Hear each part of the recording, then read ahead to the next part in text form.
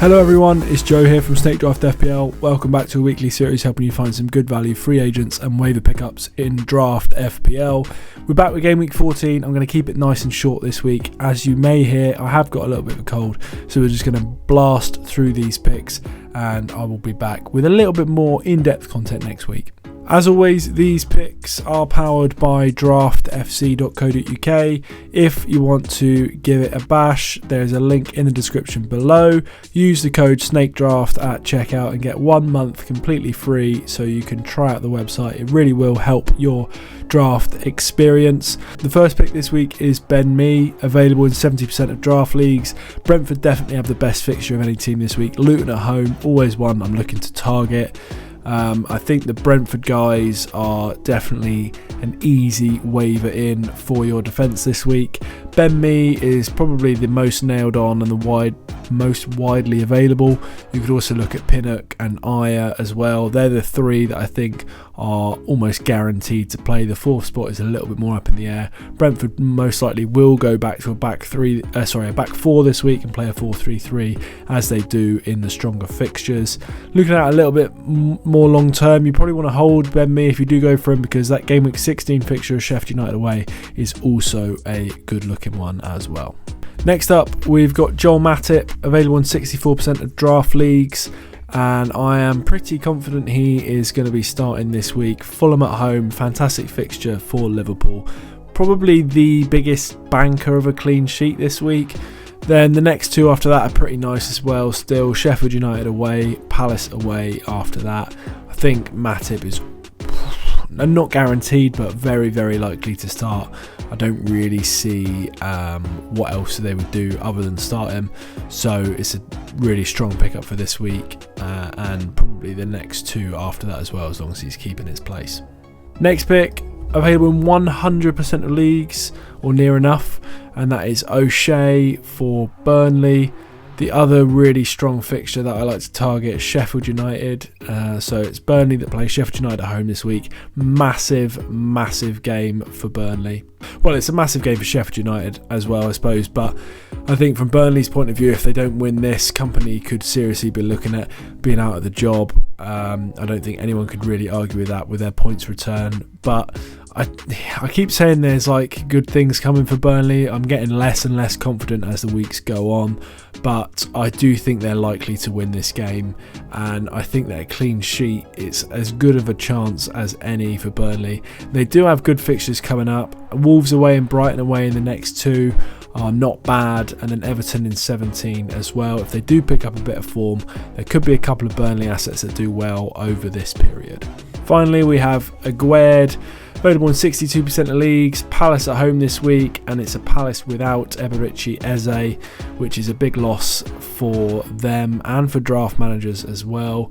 So I wouldn't be that surprised if West Ham keep a clean sheet this season, although they've been terrible defensively so far.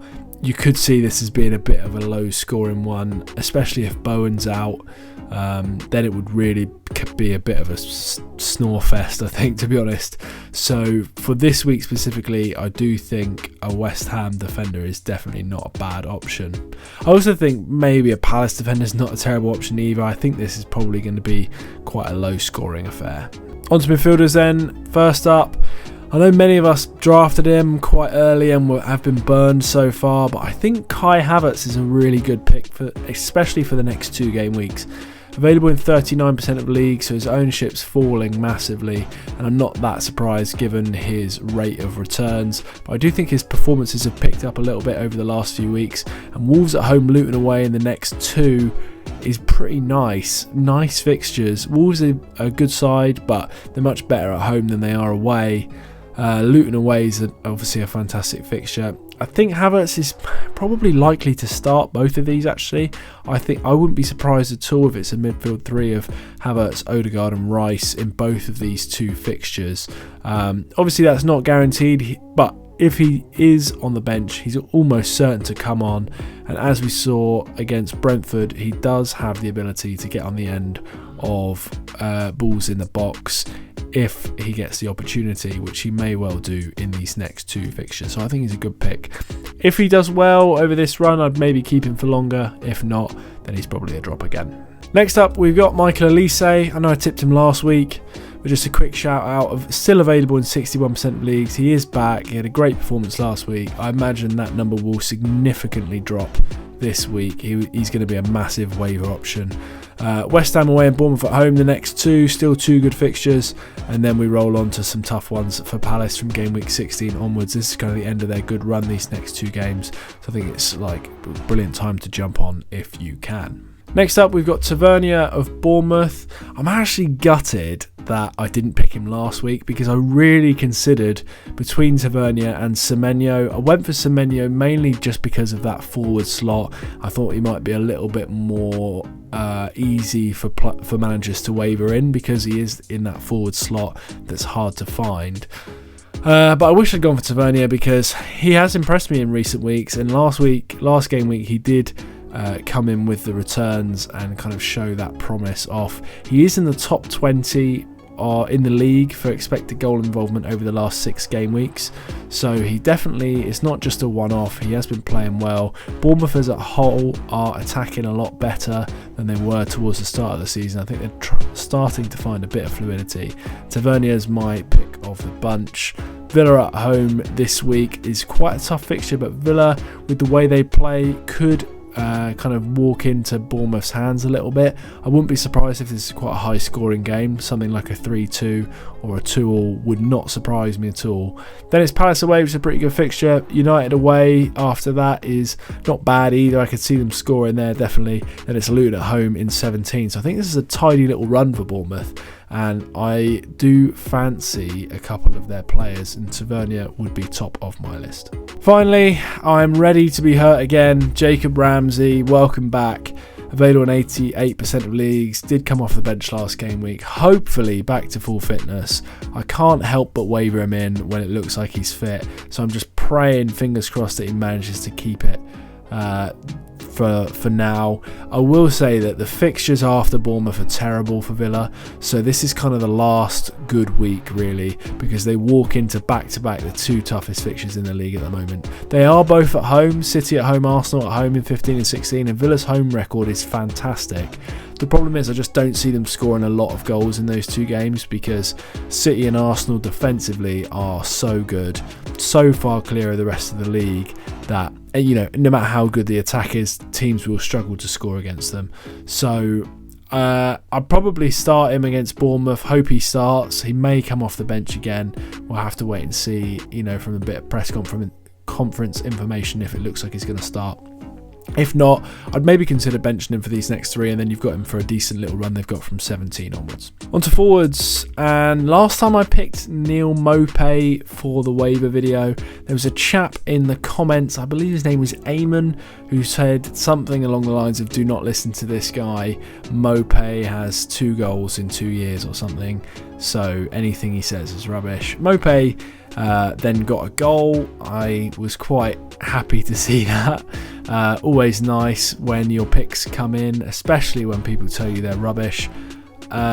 He doesn't start every week, Neil Maupay, but I think he is likely to start when Brentford play the 4-3-3, which I'm pretty certain they will this week against Luton. So I do expect Maupay to start this week. Available in 49% of leagues. A striker for a good attacking side against Luton at home seems like a pick that I can't quite turn down. So I think he's a good pick this week. Brighton away, I'm not sure which system they'll go for in that one, but in 16, Sheffield United away, I definitely would be starting Maupay in that game as well. So definitely 2 out of the next 4 fixtures look like really strong ones for Neil. Final pick then, it's a bit of a throwback. He was an absolute stalwart for me about 5 seasons ago in Draft FPL. Jay Rodriguez, available in 90% of leagues. Since, you know, Foster's struggles have come to light and he's not been in the squad, J-Rod has been doing alright actually. He seems like he's back with decent fitness, he's on penalties, he's a bit of an old head in a very young squad, which seems like something Burnley desperately need. And this game, as I said earlier, is massive, and I expect him to start. I expect at least a goal or 2 for Burnley in this game. I do think they're a better side than Sheffield United. I think they'll score a couple of goals. And then beyond then, if he does do well, maybe you've got a player you can hold for a little bit longer. Okay, that wraps up my picks for Game Week 14. Thank you all for watching, and I've tried my best to not sniff or cough throughout the commentary for this, but if I have, then please forgive me. As I said earlier, use code SNAKEDRAFT on draftfc.co.uk to get a free month. It's definitely worth it. I use it every single week to help plan my waivers. What else have we got? The Patreon is still going strong. Plenty of extra content on there.